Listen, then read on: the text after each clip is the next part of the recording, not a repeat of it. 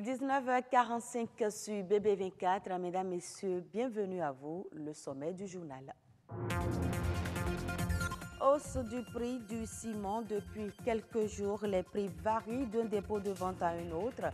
C'est le constat fait par la rédaction de BB24.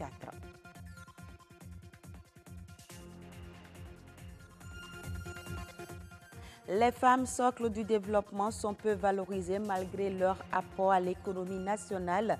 Comment favoriser l'autonomisation des femmes dans nos sociétés? Réponse dans ce journal. Le vieillissement de la population africaine serait à la base de la flambée des maladies cardiovasculaires sur le continent, une situation normale selon les spécialistes.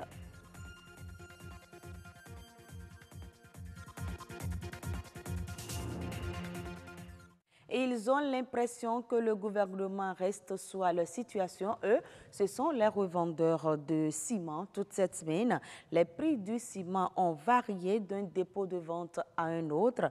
Le prix est passé à 70 000, 75 000 et même 80 000 francs au lieu de 65 000 francs CFA. Certains ont même arrêté la vente. C'est le constat fait par Christian Devoti et Rodrigue Babagbeton.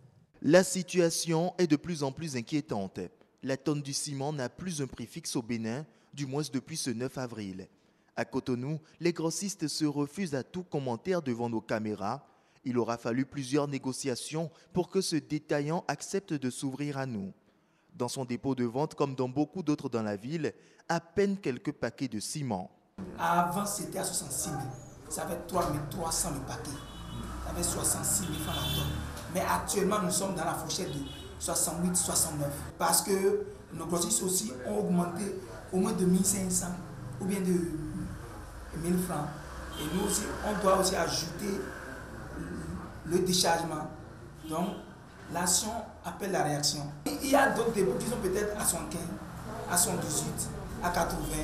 Bon, je ne sais pas pourquoi. Je ne sais pas pourquoi. Chacun y va à son aise, pourvu que le client accepte d'acheter. Et quand c'est comme ça, c'est la débandade. Parce que plus personne ne maîtrise à quel prix juste on veut faire le ciment. Ici, par contre, des paquets de ciment, il y en a, mais le mot d'ordre est clair, pas de vente pour le moment. Depuis lundi que les spéculations ont commencé et que chacun fixe son prix, on a reçu pour ordre de suspendre toute vente.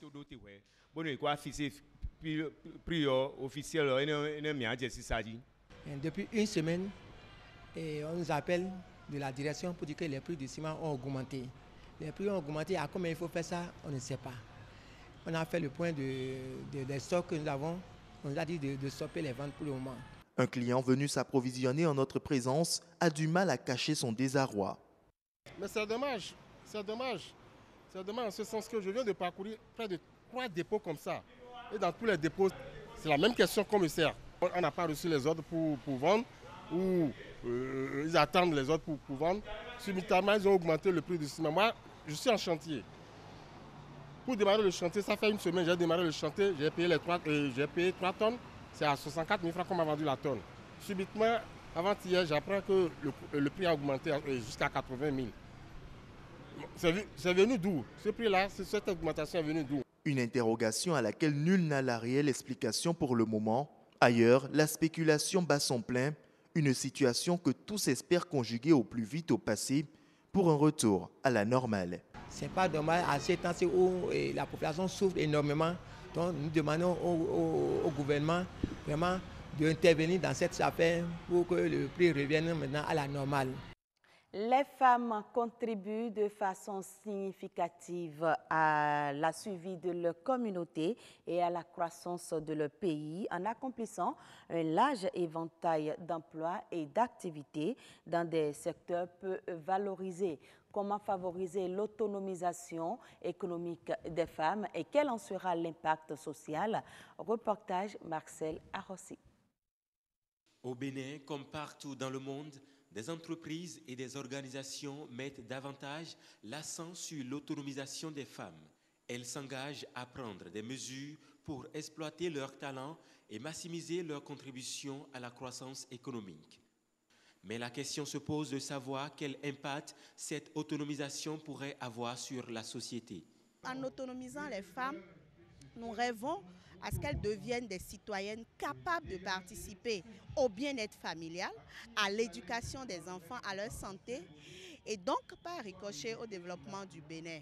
Contribuer à l'autonomisation des femmes, c'est participer au développement durable, c'est réduire un tant soit peu la pauvreté qui se généralise de plus en plus dans notre société. Chez nous au Bénin, en tout cas, les personnes qui se sont retrouvées en face d'une femme, quelle que soit, épouse, sœur, mère, d'une manière ou d'une autre, aussi bien dans nos religions que dans d'autres groupes familiaux, sociétaux et tout ce que vous voulez, savent que la femme, elle est hyper importante. Elle cumule en son sein un ensemble de pouvoirs et si on la libérait et qu'on libérait ce pouvoir, peut-être qu'elle sera hyper puissante, ce qui va désorganiser la marche du monde, la marche de notre société. Plusieurs raisons s'avancent, mais ce statut des femmes va-t-il permettre de rééquilibrer les relations entre elles et les hommes?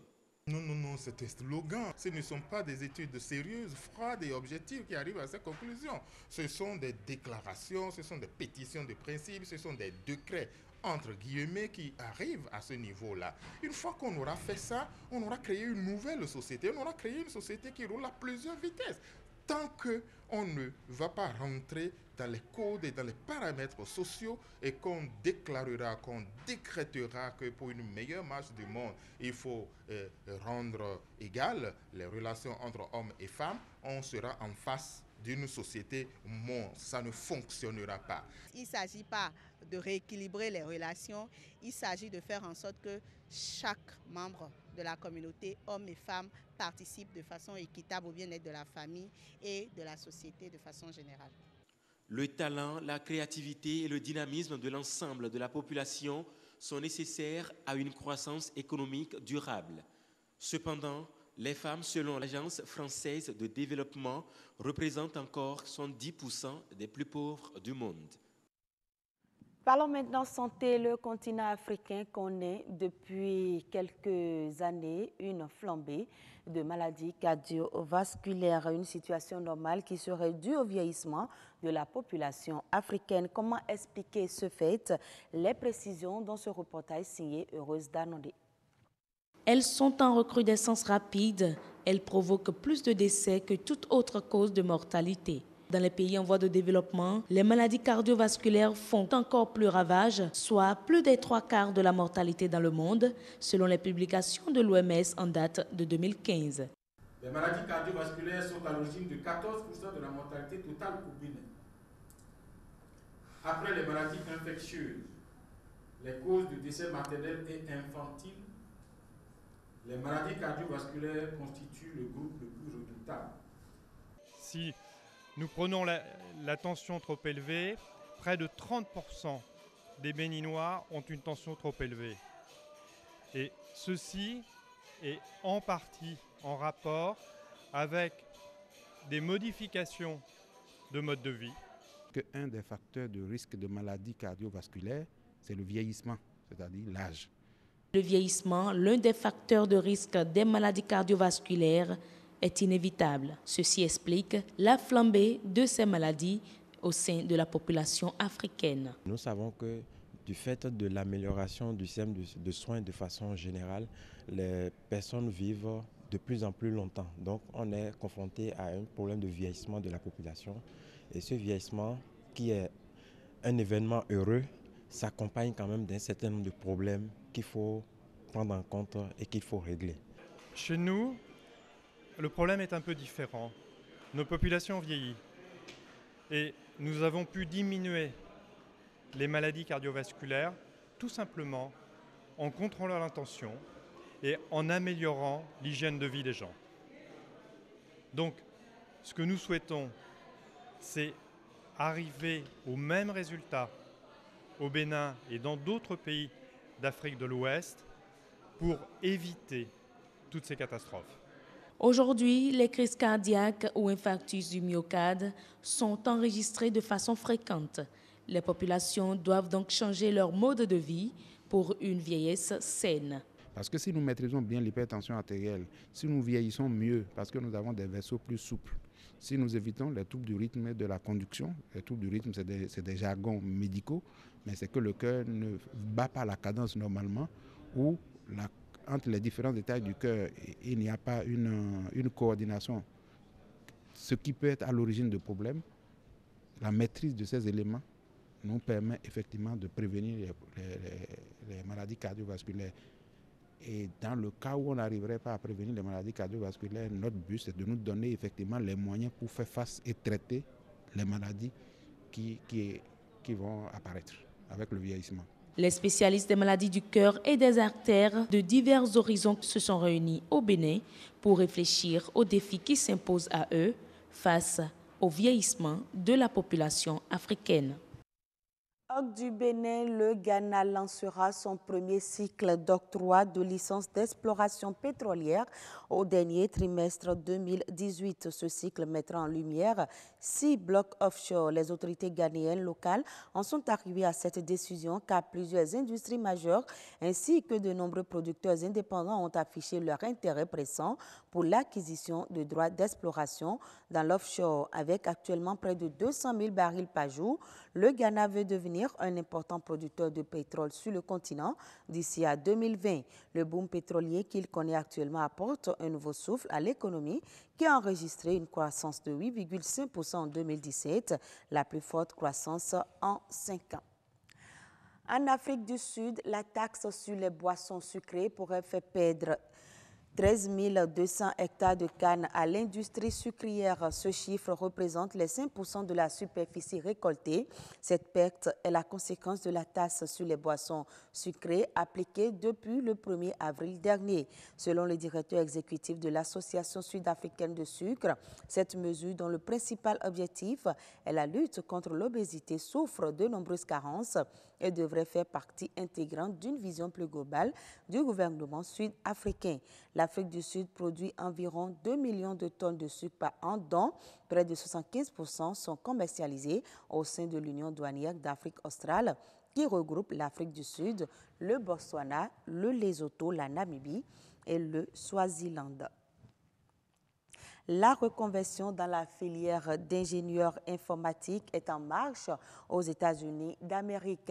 Dans les écoles et centres informatiques, débutants et anciens étudiants se bousculent. Sans professeurs, ils apprennent à développer des programmes informatiques en travaillant sur des projets et en collaborant avec leurs camarades. Reportage.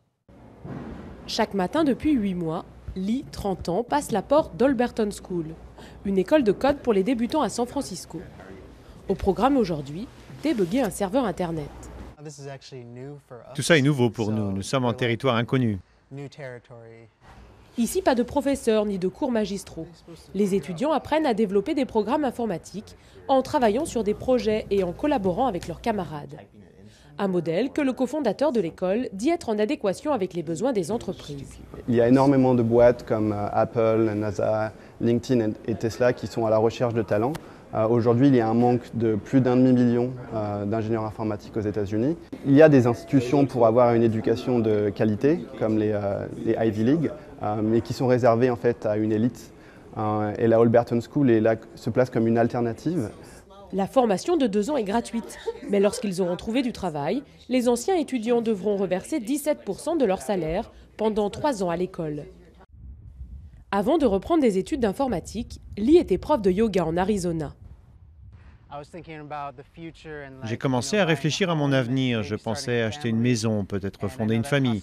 Et je sais que tout ça coûte de l'argent. Je gagnais environ 15 000 par an en tant que prof de yoga. Juste de quoi joindre les deux bouts. Avec un salaire moyen de 100 000 $ à la sortie de l'école, Lee ne devrait plus avoir à s'inquiéter pour son avenir. Comme lui, de nombreux étudiants sont en reconversion. Toujours à San Francisco, une autre école, Hackbright Academy, propose des formations intensives en informatique réservées aux femmes. Ce soir, une trentaine d'entre elles présentent leur projet de fin d'études.